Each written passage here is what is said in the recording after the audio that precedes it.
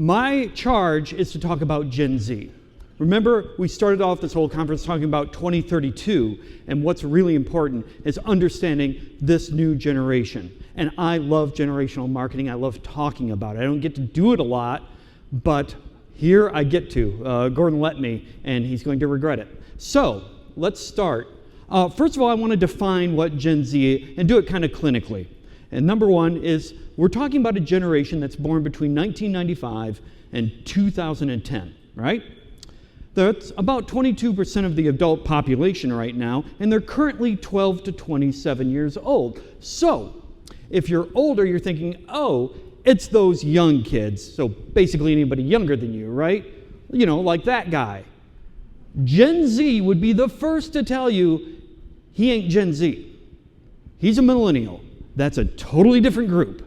We're talking about 12 to 27-year-olds. And you might be asking yourself, oh, first, these are the face of Gen Z. Amanda Gorman, David Hogg, Billie Eilish, Greta Thunberg, these are Gen Z people. And what's interesting about these, there's only one of them here that's a performer. The rest are known for something else, for something social, for some kind of justice. And that's important to Gen Z, and we'll get into that here in a little bit. So you might be asking yourself, why are we talking about Gen Z? They're 12 to 27. They're the young kids, right? Well, remember, the theme of this conference was looking forward to 2032. And in 2032, they'll be 22 to 37 years old. That's how time works, okay? So,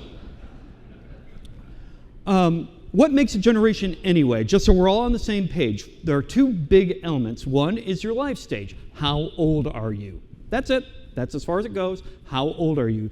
The second part are current conditions. What's happening around the time, whatever age you are. For instance, if Russia invades Ukraine, the effect of that on a 16-year-old is different than on a 76-year-old. Same thing, two different ages, right? So you combine these things, they become cohort experiences. They affect people differently at different ages. Those cohort experiences, there are also markers in a generation. A marker is anything that happens during very formative years. And by formative years, I mean the teenage years up into 25, maybe even late 20s. Because remember, as my wife says, your skull doesn't completely fully form until your late 20s. You know, there's still a lot of development. You are becoming the person you are during teenage years and into your 20s. So every generation has its own markers. Gen X had its own markers. Boomers had its own markers. These are some of the markers for Gen Z. These are some of the things that went on while they were growing up, right?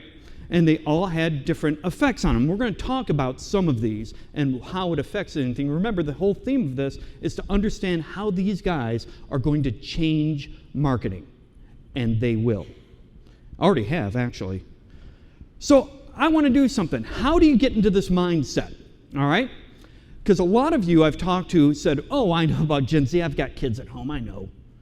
I'm going to offer that, no, you know about your kid. I don't have kids, so I get to look at this pretty clinically and not be influenced by that. You might have a very extraordinary, one-of-a-kind child. Good for you. Anyway, we're talking about an entire generation, and the best way to do that, to get into that head, is kind of time travel. I want you to meet somebody.